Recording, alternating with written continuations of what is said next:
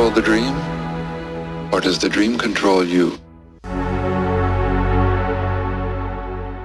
Let us begin by assuming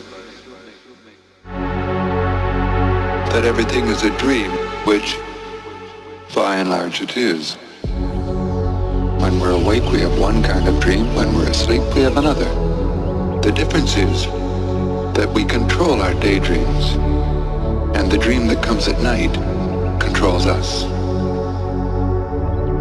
Now think about that. Do you control the dream, or does the dream control you?